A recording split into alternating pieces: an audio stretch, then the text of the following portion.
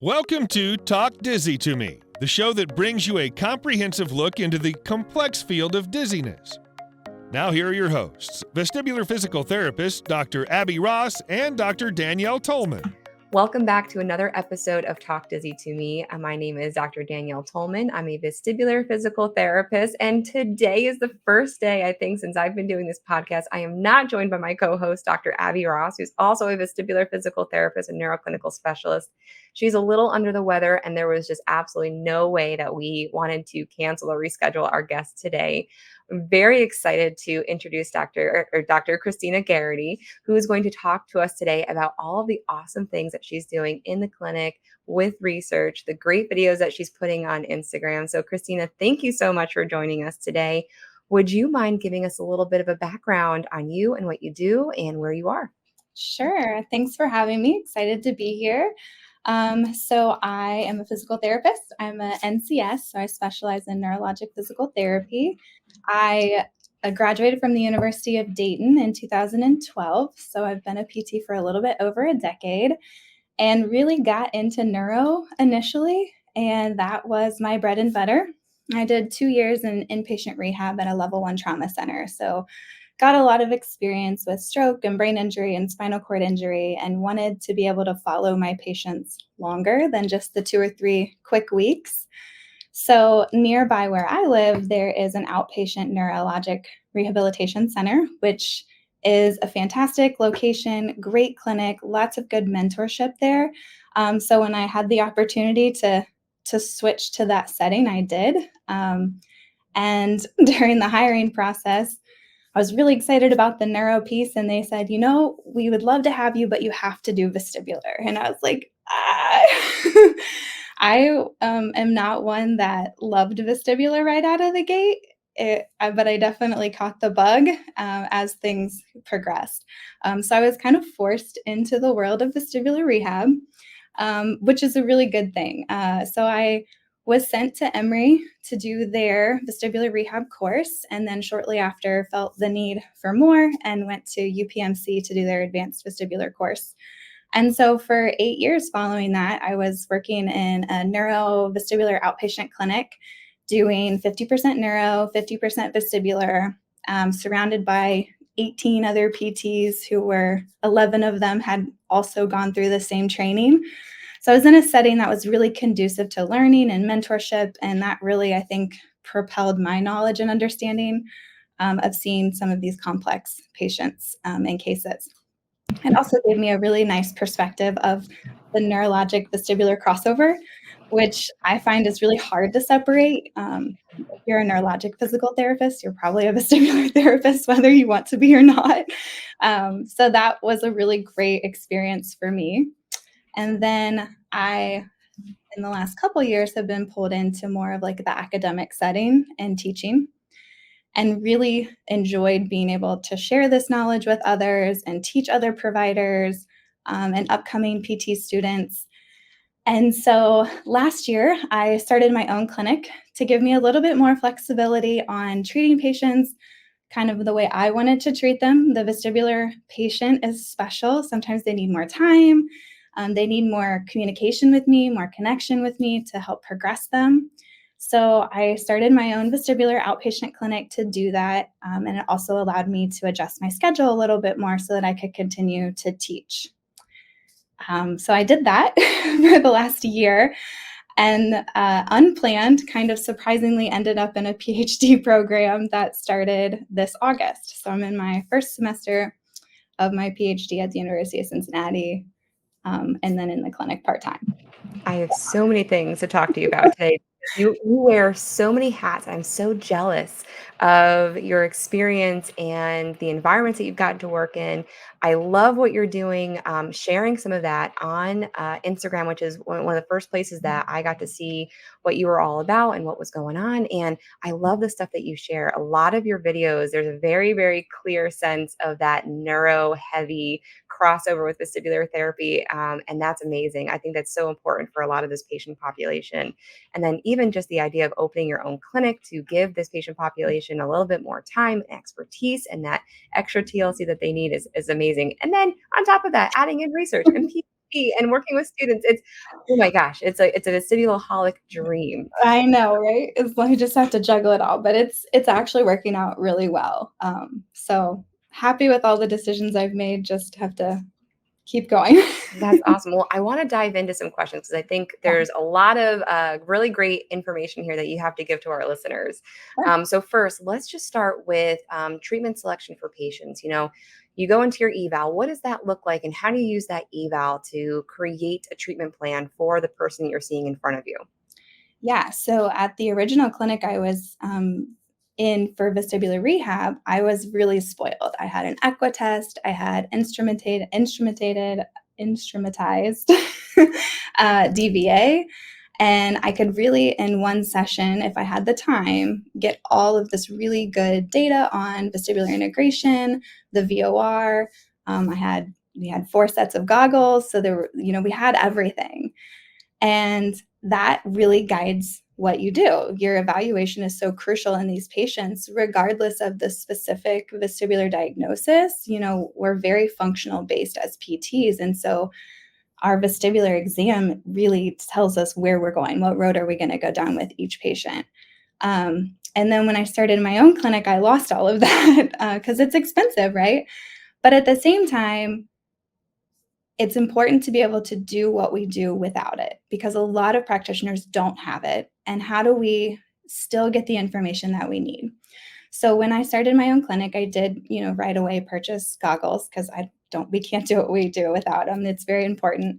But then I, learned how to do the DVA, with the Snellen chart and do, instead of an SOT, I do the modified CAT sib.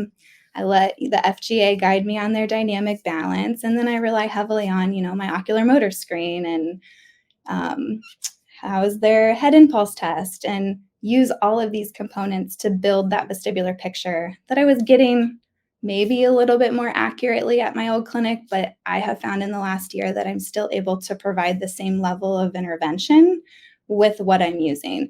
And so that's been nice for me to have to make that transition because I can educate others on how to do it with very minimal equipment and very minimal space, and still be very effective for these patients. So yeah, that's the core of my vestibular exam. I would say it's your ocular motor exam. It's using the infrared goggles. Everyone gets screened for BPPV. Then going into a dynamic visual acuity testing, modified CAT-SIB, functional gait assessment, and then if I need to, bringing in like the motion sensitivity quotient to give me more direction on, sensitivities, directional sensitivities.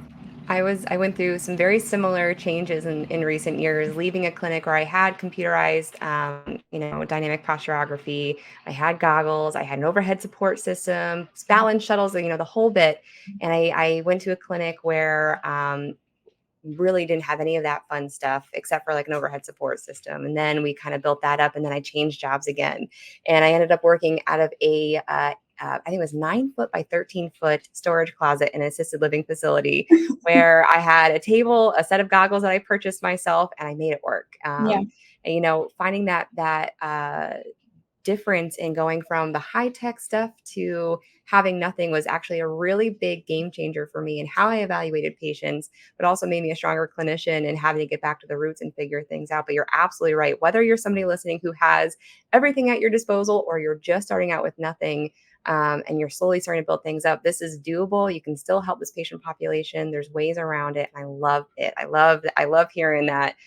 Making that shift has also been a great thing for you too. Yeah. So, if we're looking at some of your treatments, could you just basically kind of touch on what you emphasize in different approaches to treatment for different diagnoses, such as vestibular migraine or triple PD and Maulde debarkment? They're all very similar, but all very neurologically heavy with some Yeah. overlapping qualities, but still a little different in some aspects. Yeah.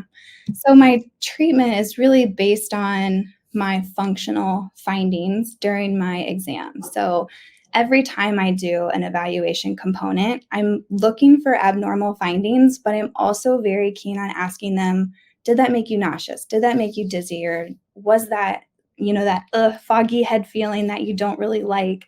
And I'm making like a list in my head on during DVA it was normal, but they really didn't enjoy the way it made them feel, then maybe their VOR is normal, but their sensitivity to using their VOR needs work. So that's going to go on the list. And so it's, as you're going through your exam, you're not only looking for abnormal findings, but you're also making sure, is this triggering for their symptoms? Because that's really your playbook, right? It's giving you the information you need to then design the treatment that's going to help their specific needs. And that's maybe one of the more challenging things from vestibular rehab is I don't have like a pre-scripted exercise program. I have my principles and the foundation, but every patient needs something so different that I found when I pre-scripted, I was never using it anyways. So it really letting my evaluation, as long as you do it correctly, is your playbook for every patient. I was thinking when I started as a new PT, a lot of times when you're learning, you want to come into a session with, okay, this is what I'm going to do today for each patient. It gets you more comfortable walking into that room. You have a game plan.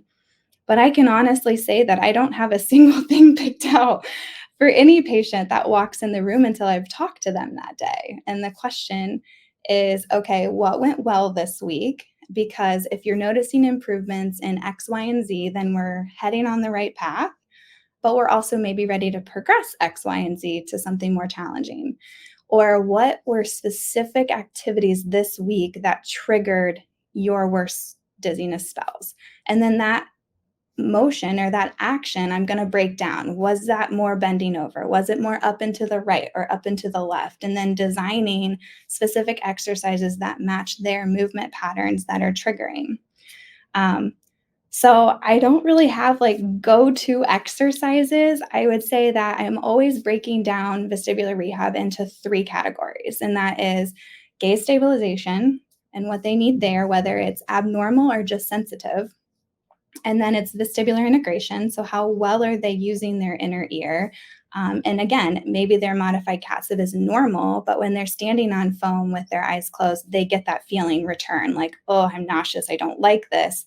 Then that still needs to be something I work on, even though they're able to do it. So gaze stabilization, sensory integration, and then habituation. So what specific triggers or activities are triggering to you?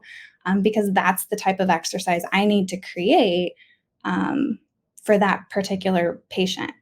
And I think I might be different. Maybe this is normal vestibular therapy, but when I'm doing an exercise program, I rarely am like, you're going to do this for 30 seconds for 5 reps a day.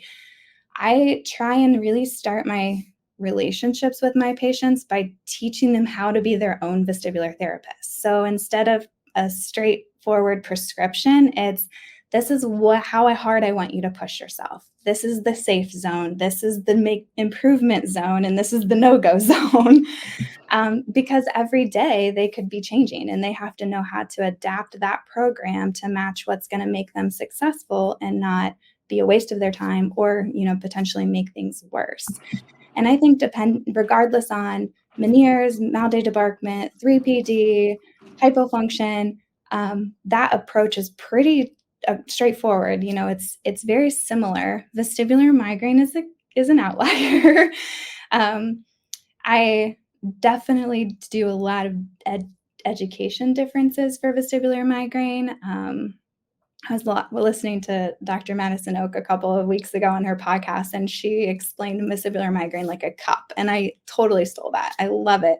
Your cup is this big, and what different changes can we do, whether that's hydration, activity, different light changes, all kinds of diet changes to make your cup bigger so that you can tolerate more things without overflowing into active migraine. I love that analogy, so I definitely stole it. I don't think you could have given a more perfect answer to that question. And I relate to a lot of what you just said. In a textbook world, it'd be great to be able to put down an exercise prescription and counting the metronome beats and how long the patient's doing it and kind of prescribe it, down to like the second on the documentation that we do. But a lot of it does come down to functionality and how the patient's feeling, what's triggering that day. What you do on one day may be completely different from what you do on another day, depending on if they're symptomatic, if things were triggered, if they're having a bad symptom day due to changes in weather because they ate something funky the night before because they were celebrating a birthday. Like, you never know with these vestibular patients walking in the door what kind of day it's going to be. Yeah. As long as they're generally trending in the right direction, that's what we're looking for. But it keeps us on our toes because we're constantly changing the game. And I love the idea of working with patients to kind of figure out how to make things more difficult or how to stay within that therapeutic range, which is super duper important for the home exercise program. Because if I have a patient who's feeling really, really symptomatic, I don't want them really driving up those symptoms by trying to do their exercise program to a T. But we talk about in the clinic ways to regress things or ways to progress things to keep that level of challenge in a therapeutic zone and not pushing them too far. So Yeah. everything that you just said is like on the money when it comes to working with vestibular patients, which is why we have you on today. Yeah, I think it's really beneficial to teach them, what I actually go through, like, okay, this is your VOR and this is gaze stabilization training. This is vestibular integration and teaching your brain to use your vestibular system for balance. And then there's this other habituation technique that we need to also desensitize you to certain triggers. And I kind of make my patients vestibular therapists because I'm like, for habituation, you can't avoid. So, like, I can't give you necessarily an exercise that I want you to do over and over and over again. I want you to stop avoiding this, but then stop avoiding it within this available, acceptable symptomatic range so that we're not, going overboard. And if it's gaze stabilization, okay, there's a lot of different types and ways to do gaze stabilization. The three main ones I think that most people probably go to are ×1, VOR cancellation, and eye on head between two targets. At least those are my, three go-tos. And so I'll teach patients whichever one I think is best for them. And sometimes it's on how well their VOR is working. And sometimes it's on what direction or what type of exercise out of those three is most provocative. If it's someone who's really symptomatic, then I'm probably going to go eye on head between two targets because it doesn't force like that visual fusion. And it's just easier for patients to work in their lateral visual zones. And so I tell them why they're doing it. And then I try and make them incorporate those things into their everyday life because I don't want to give them a 30-minute program that they're going to go home and do for 30 minutes straight. They're going to be miserable. And it's not great to just build. I need like that symptom recovery. And so when I'm giving these type of exercises to patients, I try and really get a sense for what their day is. What is a normal day for you? And how can I add in these principles into what you're already doing?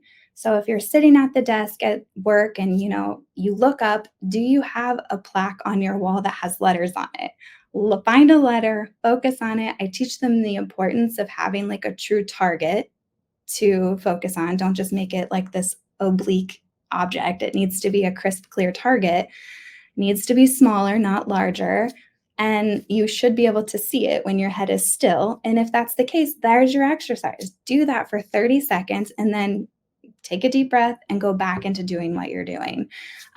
If they're at home, it's instead of one Post-it note, I probably send them home with like 10. And I'm like, put one on your bathroom mirror, put one on your refrigerator. Every time you go to the bathroom and wash your hands, every time you open up the door, just do 30 seconds. It's a reminder because you pass it. It's more likely to get done because it doesn't take 20-minute block out of your day. I just really try and incorporate it into what they're doing every day so that it's one, more likely to get done, but two, it's more practical because they can space it out and allow their brain that recovery in between repetitions and exposure. Those are really, really great tips and something that, just over the years you find what tends to be more successful for patients. So one, getting that patient buy-in. I can't tell you how many times patients come in and they, oh, I've done this before, but I don't know why we have to do that. Like, what does it even do? Yeah. So if they don't know why they're doing it, then why the heck would they buy into doing it regularly, a couple of times a day, consistently for a long time? Right. And then if you can work that into their daily routine, they're more likely to do it. They're going to be consistent. They're going to start seeing results, making your job a heck of a lot easier each time they come back. Yes. So yeah, I mean, those are extremely, extremely really good points. And it's something that makes it very unique for every patient, just the way that this Mhm. type of therapy should be. Yeah. So I love that. Hey guys, it's Abby here. Unclench your jaw, relax your shoulders, take a nice deep breath.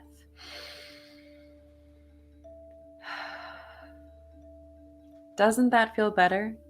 Thank you so much for listening to Talk Dizzy to Me.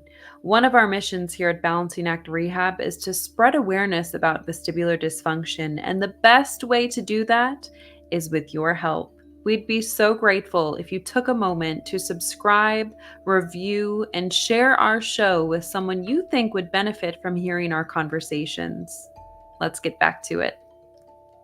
We talked about some equipment like our Post-it notes, those, Mhm. really sophisticated, expensive I know. equipment. What other are your go-tos? What are your must-have, your favorite things that you like having in your clinic, in your new clinic, especially Yeah. that you need to have with working with patients?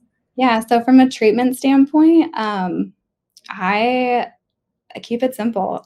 So I think trying to make it fun, I do like a lot of floor dots, so that there's lots of targets.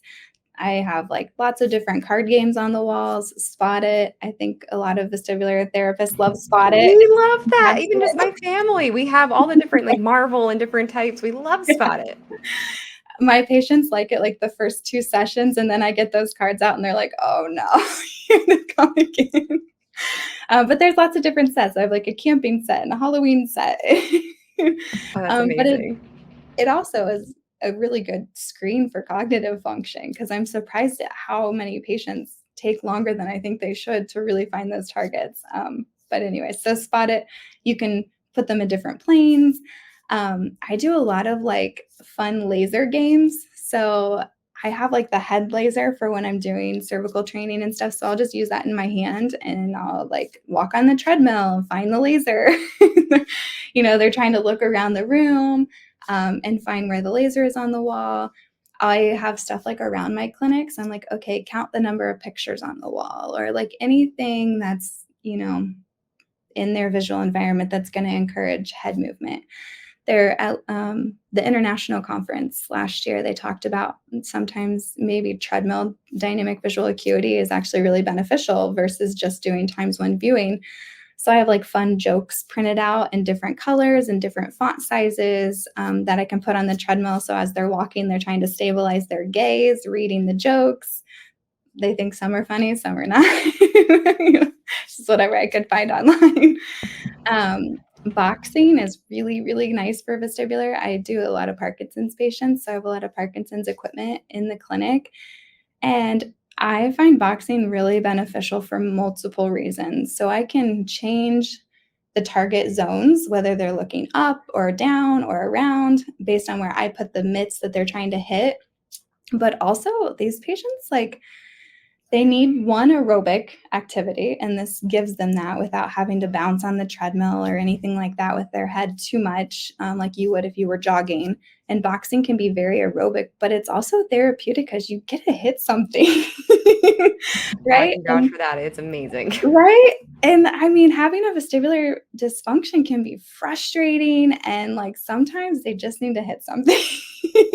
You're not wrong. I think a lot of people would feel a whole lot better if they can just get their anger out a little bit at the end of the Yeah. visit. That sounds like a great idea. Yeah. I love I that. see a lot of patients that I call them lazy vestibular systems. There's not necessarily a diagnosis. I think people who have lingering vestibular migraine in between migraines get lazy vestibular systems where they just need to like turn them on. And sometimes that might be gaze stabilization, but sometimes that might be yoga or boxing or I recycled the power moves for Parkinson's for vestibular exercises. Instead of just like having them move their arms and trunk, I really force head movement during the quadruped ones, and the standing power moves are really, really good for that. And just waking things up a little bit. And that's more tolerable than trying to look at a target and move your head back and forth all the time. And our vestibular systems weren't made to just work in the horizontal plane. I try and get a lot of all my vestibular patients, at least on the ground and off the ground for some of their exercises to really work on the multiplanar sensitivities. They've probably avoided that for a long time, and they just need to show their brain they can do it again. And it's surprising the number of patients who actually leave a vestibular therapy session feeling better versus feeling worse. And those are the patients I know are like, okay, you just have a lazy system. We need to turn it on every day. So at home, do this just to turn it on in the morning. Those Um, are amazing recommendations. And if yeah. you guys were listening closely, you realize that everything that you just listed was makeable at home or very inexpensive. You don't need a lot of the fancy equipment to be Mhm. successful with these patients and to get a lot of difference in the different type of approach to therapy and variability in what you're doing with them, which is absolutely amazing. I mean, I love the laser idea on the treadmill. I love the jokes that are printed out. Boxing itself is just absolutely, that's a really, really great recommendation. You can get a set of gloves and the pads to hit on Amazon, which are not too expensive. I mean, I love it. I love it so much. Now, do you have any favorite exercises that you've created for a patient that was doing something unique or they were trying to get back to functional specific to them? Um, Anything in particular that stands out or comes to mind? Because sometimes they can get really crazy. Up in Hilton Head, we had a lot of golfing. So I had a lot of Mhm. patients on, we would simulate bunkers or hills and standing Mhm. on foam and swinging a golf club or picking up dog poop for walking dogs. Yeah. But it can get pretty fun. Is there anything that stands out to you? I mean, a lot of times I'll see like factory workers who have to do like an assembly line. And if you've ever worked on an assembly line, I mean, you're up, down, you're turning, you're rotating, you're trying to concentrate and it's fast. And so, I've had some pretty creative setups in the clinic that mimic an industrial assembly line on, you know, I have a 45-pound lifting need at work. And so, okay, I need heavy weights. I need to do it in the diagonal plane up to the right, bend over. I'm going to do this on foam so I can really challenge the vestibular system. But I'm going to start by having them fatigue themselves on the treadmill because a 12-hour shift is long. So let's fatigue them out. Now try and do your work demands like the end of your shift. And that's, everyone always talks about how creative some of my posts are, but it's really my patients making up a lot of that setup because the first thing I ask them is what was challenging or what are your concerns? And then I just recreate their lives in my clinic to try and get them to habituate to whatever it is they need to get back to doing. That's so great. I mean, really, it comes down to the individualized, Mhm. patient-centered approach. Yes, Love which it. makes it fun, right? Like So if I much had to do fun. the same thing with every patient every day, it makes for a long Yeah, if day. it's boring for the patient in, like, the 1 minute that they have to do a VOR, imagine doing that for, like, 10 patients in that day. Yeah, It gets to be too much sometimes. yeah, Now definitely. now you had mentioned, those lazy vestibular systems, but there's Mhm. also vestibular therapy that we do for the non-dizzy patient. Can you talk a little bit about that and the course that you've developed for Oh, that? yes, I love talking about that. So this really stems back from my time at Neuro Rehab and Balance Center, where I spent the first, year. What I was used to in my clinic was, okay, you first, as a new therapist, get comfortable treating balance because they're the easiest. And then once you're comfortable with balance, let's add in stroke and brain injury and Parkinson's and MS. And then when you're comfortable with the neurologic patients across the spectrum, now we'll add in vestibular. So then we'll send you to Emory or whatever, we have patients or therapists do like the Jeff Walters courses. And then you can start to work on vestibular rehab. And I think that that's probably common in a lot of settings. It's just like an afterthought, but then once I did vestibular rehab, I was like, every single patient I've seen in the last 2 years needed vestibular rehab, and I didn't do it. And the general population is, okay, dizzy patients need vestibular rehab, and we all know that. But there's a lot of non-dizzy patients that also need vestibular rehab. If you're treating balance, you're a vestibular therapist. It's the balance organ. You can't separate it. Um, MS patients, there's a lot of research coming out like on the benefits of MS patients going through bouts of vestibular rehab every once in a while. Parkinson's patients have been shown to really benefit from vestibular rehab. Any type of cerebellar or brainstem stroke needs vestibular rehab. But then you have this like whole other caveat over there of like geriatric patients and aging, high fall risk. And that is vestibular therapy. And a lot of them aren't actually dizzy. Before I left my other clinic, I actually did a research study on this because since I had the vestibular brain and I was also seeing just general balance patients, I was able to really pick out like, oh, this is a vestibular balance problem. And I could do the BPPV screening. And I was really surprised at how much BPPV I was finding in patients who had no reported dizziness. And I was like, we've got to study this. So for 2 years throughout a pandemic, we actually ran a research study where we took all of the balance patients that came into the clinic who had no reported dizziness in their history. And we tested them for BPPV.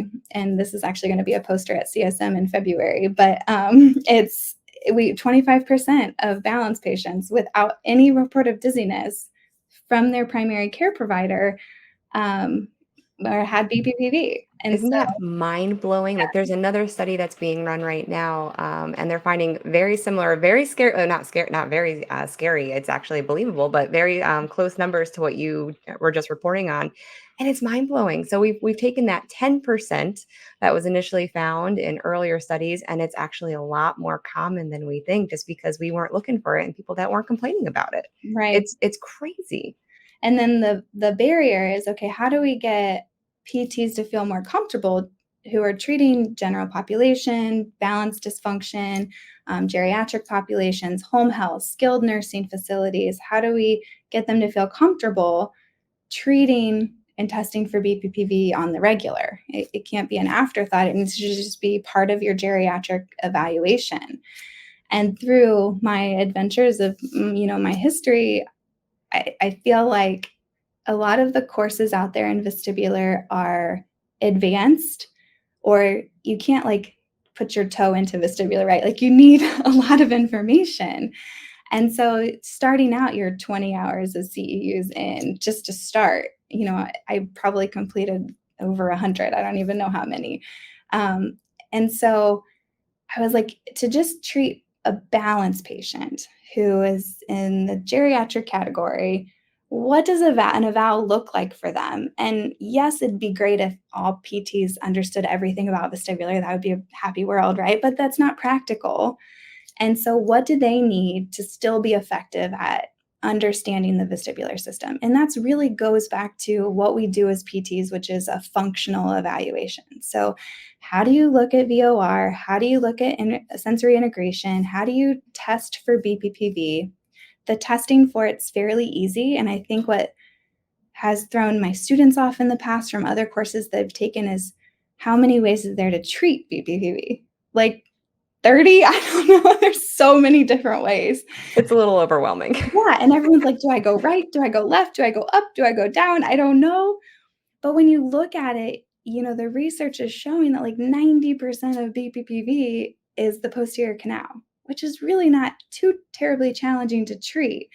And so the course really stemmed from a home health and skilled nursing company that came to me and was like, how do we get our therapists comfortable doing just general vestibular balance screens and treatments in this population when they're in their home or they're in skilled nursing facilities that don't have vestibular equipment? And so I created the course for them originally, and then it was an inpatient rehab reached out and was like, how do we do this in inpatient rehab? And I'm like, this is a huge need, is like an easy to digest course that would teach general practitioners what they absolutely need to know to do, honestly, a good chunk of what we do every day as vestibular therapists. As specialists, we can talk all day about the intricacies of vestibular migraine and how challenging that can be. But it doesn't have to be all of that to be honestly pretty effective. And then know where your specialists are if people aren't responding to, that basic vestibular program. Exactly. If anything, because I think a lot of people's first initial reaction is like, "Oh, you're training your competition," and it says, "No, you are making more of you because there's only one of you to begin with, but And you're it's such making a high people of demand. more." Yeah, it's such a high demand, but you're making more people aware, they're screening, they're helping more patients. And, if they do feel like they're in over their head, that's when we know that they need to get to somebody who is a specialist. A lot of times you can do an Epley maneuver. I mean, look at the Epley maneuver videos on YouTube. So many people will their doctors tell them, oh, it's just crystals. Google this when you get home and try the maneuver.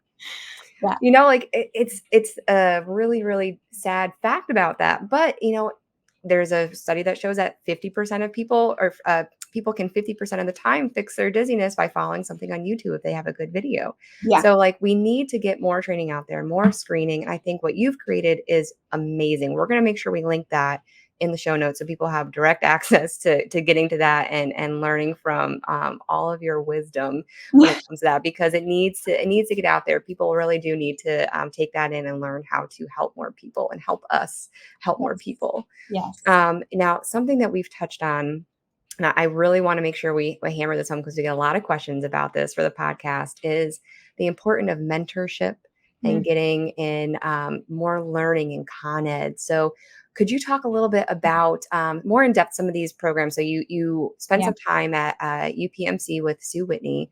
What was that like in comparison to Emory? Did you do Emory first? Did you work with Sue first? Like, what did that look like? So I knew I was going to be going down this vestibular road as soon as I was hired because I was told. So I was starting to shadow other vestibular therapists in the clinic in preparation for my first continuing education course, which was Emory, which is a week-long course. It's about probably as intensive as you can get to start out. You don't want to go if you've never treated vestibular before. You should have a couple of weekend courses under your belts. You should have at least a year of working with vestibular patients before you attempt this. It is live, breathe, eat, everything. They put you up in the conference hotel where your conference is. You have these sessions, you have end of the day lab practicals, where my first lab practical was with Susan Herdman, and I fangirled and almost fainted. I had to do an FGA for her, and I was like, oh my gosh, you're Susan Herdman. She goes, yes. Yeah. Oh, I had everybody sign my book like a big vestibuloholic nerd. It was great. But yes, you don't want to go without any experience. But I do think that's a really, really great jumping off point for the person who wants to seriously specialize in vestibular rehab. That is your foundational. You must pass this. You have to sit for a written and a video board at the end of the week, as well as pass all of your lab practicals at the end of each day. Yes. Intense. It's very popular by demand and fills up very quickly. When do they usually open up the registration for that? Is that usually early, January, February? Yes, but I know last time I looked, there was a 2-year wait list because they were already a 1-year wait list, and then it got backlogged for COVID. So they lost a whole year. So look into that if you're thinking. Yeah, planning ahead is important. So after Emory and after you got bitten by that bug, this was something that you want to keep pursuing. Where did you go next? So next I went to University of Pittsburgh Medical Center to do the advanced course with Sue Whitney's group. And that is a 3-day course, I believe. And they start to integrate some of the concussion training. So it was, a day and a half of advanced vestibular, maybe going over some more advanced maneuvers, extra things you can look at. They talked about the V-hit at the time was new. It's not new anymore, but and then you do a whole day on concussion, because that's a very large crossover into the world of vestibular therapy. And then, when I went to Emory, the clinic I was in was growing so fast and had such a high vestibular demand that I was fortunate to go with 5 colleagues. I was one of 5. And I was coming from a clinic that already had, probably 4 or 5 therapists who had already been to Emory and were already treating a very heavy vestibular caseload. And so when you leave a conference or a course like that, where you have 6 days of intense information, you come back and you're like, okay, here's the patient in front of me. How do I take all of this and apply it to this patient? And then every patient is so different. And so you get this question or this question. And there was something about being able to leave that treatment room, go down the hall and ask my mentor, what do I do about this? That just accelerates your learning.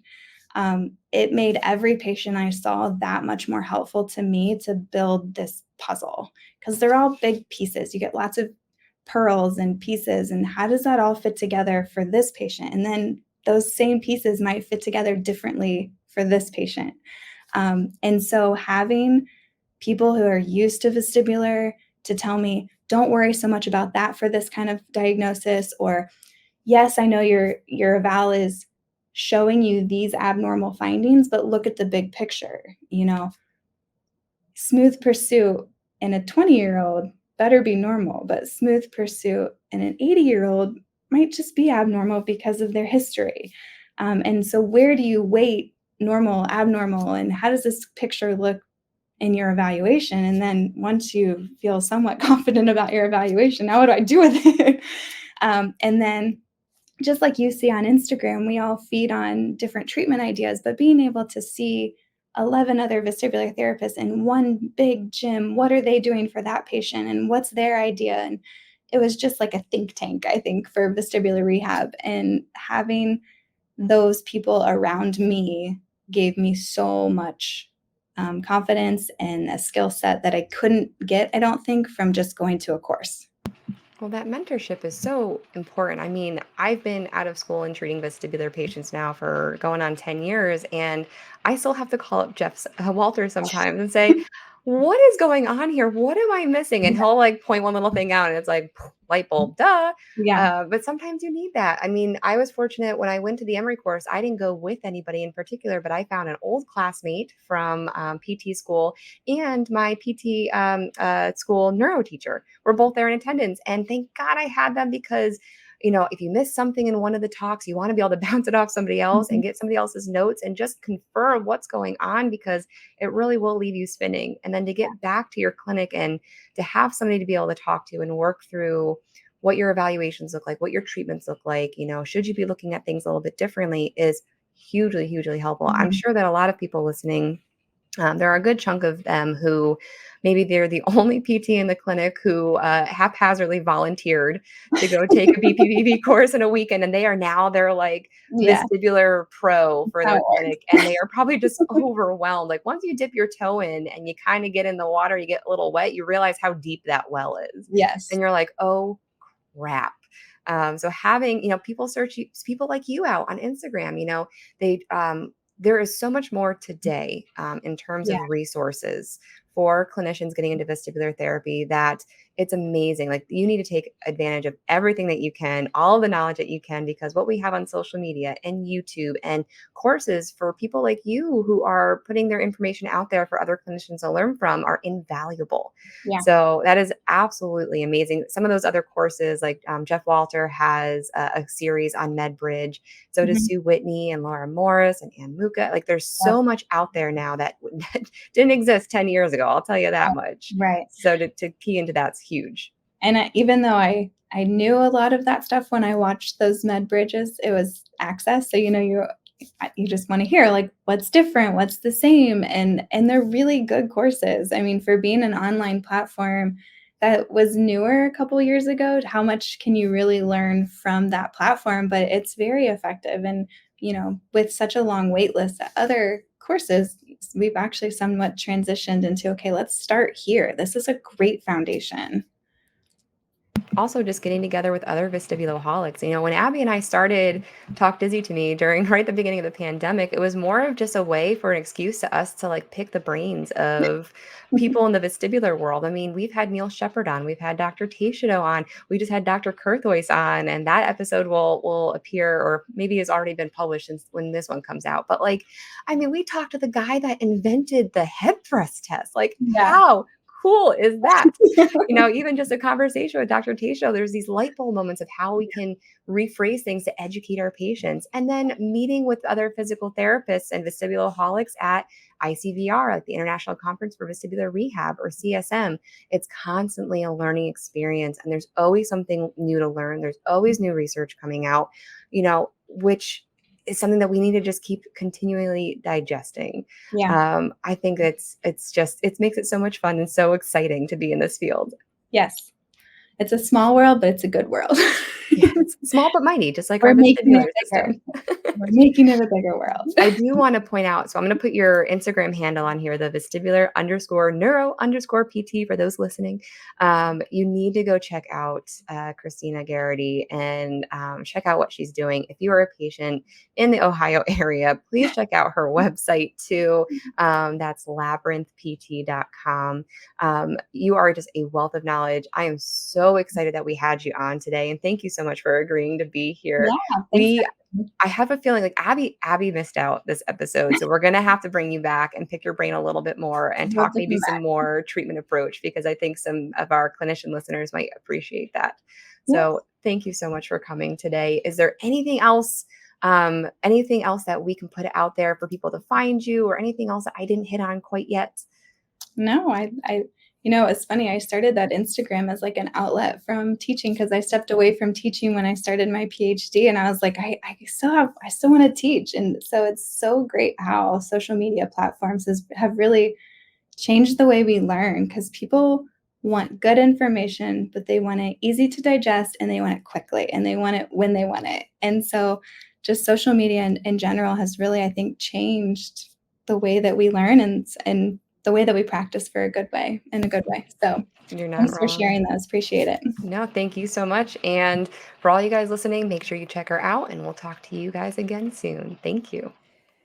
This podcast is provided for informational purposes only and is not intended as a substitute for professional medical advice, diagnosis, or treatment. Always seek the advice of your physician or other qualified healthcare provider with any questions you may have regarding a medical condition. The content of this podcast is based on general knowledge and information available up until the recording of this specific episode. Medical knowledge and practices may evolve over time, and new information may emerge that could change the understanding or treatment of vestibular dysfunction. It is important to consult a qualified healthcare professional for the most up-to-date and personalized advice. The information provided in this podcast is meant to complement, not replace, the relationship that exists between a patient and their healthcare provider. It is intended to empower patients with knowledge about vestibular dysfunction and its management, but individual cases may vary, and treatment approaches should be tailored to each patient's unique circumstances. By listening to this podcast, you acknowledge and agree to the terms of this medical disclaimer. The organizers, presenters, and creators of this podcast are not liable for any actions or decisions taken by individuals based on the information presented herein. Always consult with a qualified healthcare provider for medical advice and treatment.